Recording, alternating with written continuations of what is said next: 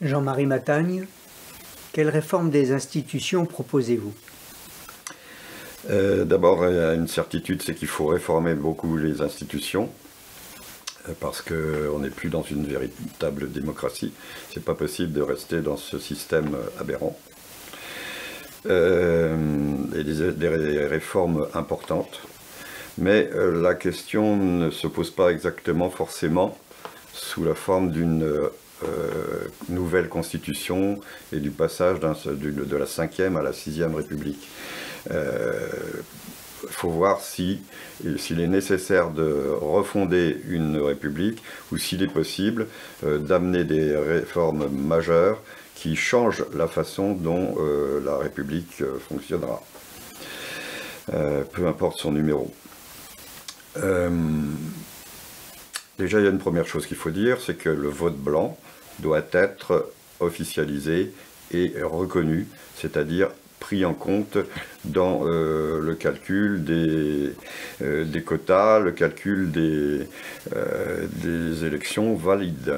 Parce que si, quelque part, si à un moment ou à un autre, on a un nombre très important de votes blancs, ça veut dire que les gens ne sont pas satisfaits par la proposition électorale qui leur est faite. Donc à ce moment-là, éventuellement, on doit annuler le vote et le recommencer, un peu comme dans une assemblée générale d'association, on a un quota qui n'est pas respecté. À ce moment-là, on fait une deuxième assemblée générale. Donc voilà, premier point. Deuxième point, il nous semble capital d'accorder un rôle bien plus important au référendum. Il faut que le référendum soit d'usage banalisé, un peu comme les votations suisses. Nous, ACDN, l'Action des citoyens pour le désarmement nucléaire, revendique depuis son origine, il y a 25 ans, le recours au référendum sur cette question cruciale pour nous, et pas seulement pour nous, du désarmement nucléaire. Donc on est absolument favorable au référendum. Et d'ailleurs, nous sommes la première et l'unique organisation à avoir tenté d'utiliser la voie référendaire du référendum d'initiative partagée, ou DITEL. Le RIP, en réalité, qui est un référendum d'initiative parlementaire, mais qui peut l'être aussi à l'initiative d'associations, puisque nous-mêmes avons fait cette proposition à des députés en 2016, et que donc une première fois, la voie du RIP a été tentée par nous, par la douzaine de députés de différents partis qui ont pris en charge cette proposition. Et en 2017, en avril, au moment où les élections législatives et présidentielles ont eu lieu, on avait recueilli 126 signatures de parlementaires pour cette proposition de loi référendaire, et il en aurait fallu 185. Et puis ensuite, il y avait encore d'autres étapes à conduire, à passer, mais on avait presque franchi aux 2/3 la première étape. Malheureusement, c'était extrêmement difficile d'obtenir ces 20% de signatures de parlementaires, c'est-à-dire de députés et de sénateurs. Ils sont 925, il en fallait 185.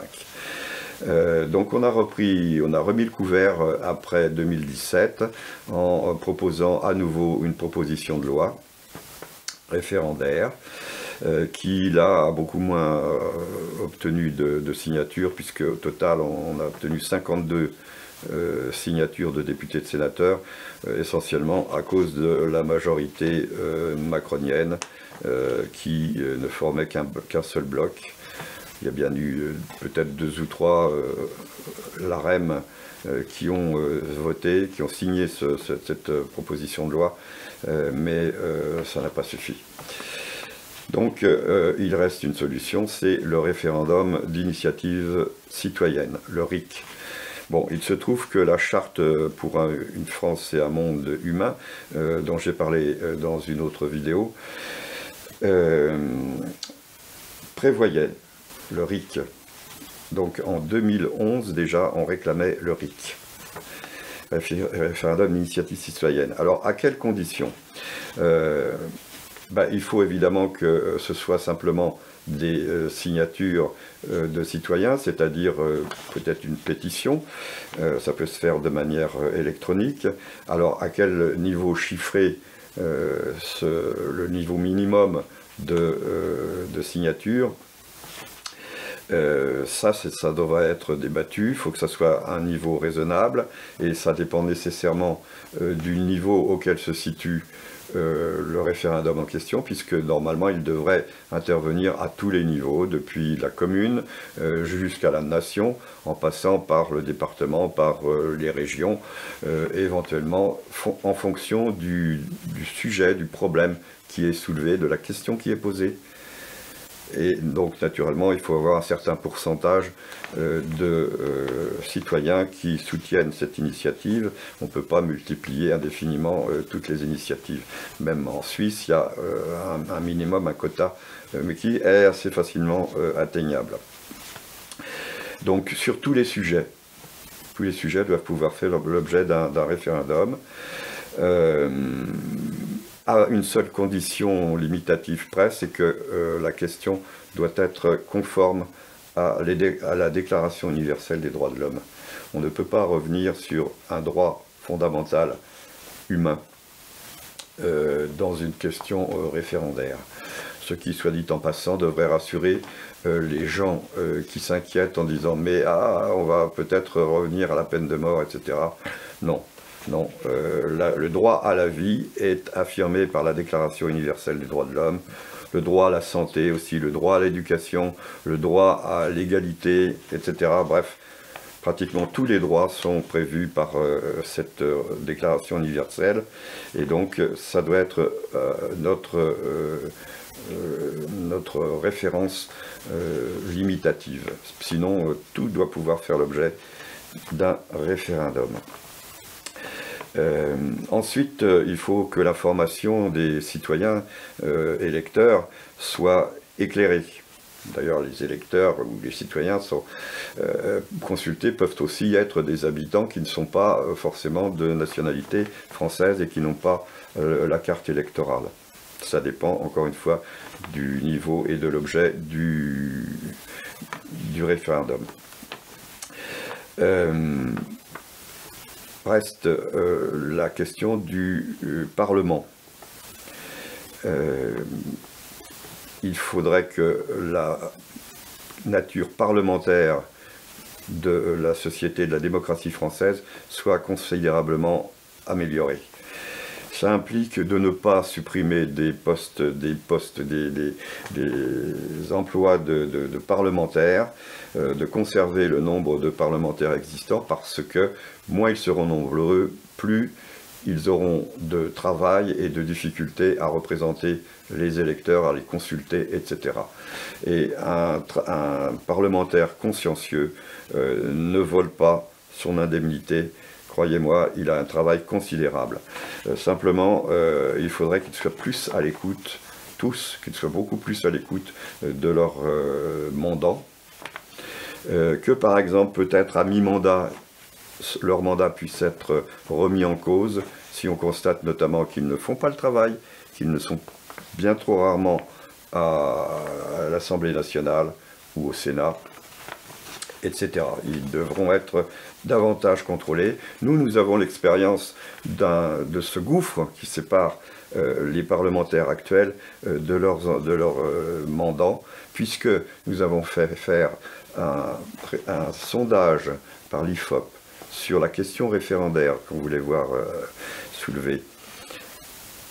85% des Français, d'après ce sondage de l'IFOP datant de mai 2018, répondraient oui à la question référendaire que nous souhaitions voir posée, alors qu'en réalité, seulement 5,6% de parlementaires ont signé la proposition de loi. Vous voyez, à peine plus de 5% du Parlement correspondant à l'avis de 85% de Français. Il y a un gouffre énorme, un défaut de représentativité actuelle entre le Parlement et les Français. Et ça explique en partie aussi, bien sûr, le désenchantement, le désintérêt des Français pour les élections. Ils ne se sentent pas représentés actuellement. Il faut changer absolument ça. Peut-être qu'il faut introduire effectivement une dose de proportionnel, une dose, pas non plus quelque chose qui rendrait la France ingouvernable, mais il faut que chaque tendance, chaque conviction, chaque courant d'opinion qui représente, je sais pas, mettons un minimum de 1% par exemple de citoyens, puisse avoir au moins un représentant à l'Assemblée ou au Sénat. Un élément également très important dans les institutions, ce sera le rôle de la presse, le rôle des médias, qui sont de plus en plus, on en a le sentiment, à la botte des financiers, à la botte des propriétaires. Et c'est vrai aussi actuellement, on le voit, y compris dans les perspectives concernant l'édition. On a bien vu, par exemple, par rapport au pass vaccinal, le matraquage étonnant, à peine compréhensible du choix du gouvernement et des informations totalement biaisées en ce qui concerne les effets notamment des vaccins anti-Covid. Je tiens à dire cela, à finir là-dessus peut-être, parce que je me sens personnellement un sous-homme, un sous-citoyen, parce que j'ai refusé, en connaissance de cause, de me faire vacciner. Donc je soutiens totalement les gens qui s'insurgent contre ce comportement du pouvoir. Voilà. Mais je ne suis pas du tout contre la vaccination, en général. Dans ce cas précis, oui. Voilà, donc il y aura bien d'autres choses à dire, mais tout a une fin. Et si vous voulez en savoir plus, eh bien, rendez-vous sur le site d'ACDN, www.acdn.net, ou sur mon site de campagne qui s'intitule tousalélysée.net. Voilà, vous comprenez pourquoi, je pense. Et puis vous pouvez bien entendu signer, enfin remplir un bulletin de soutien, ou même, si vous en avez la possibilité, m'envoyer votre parrainage, de façon à montrer que tous les Français, ou même que les Français en général, ne sont ni veulent ni vaut. J'allais oublier de vous dire que le 24 avril prochain, j'aurai 77 ans. C'est-à-dire l'âge de Joe Biden quand il a été élu président des États-Unis. Vous voyez, tout n'est pas perdu.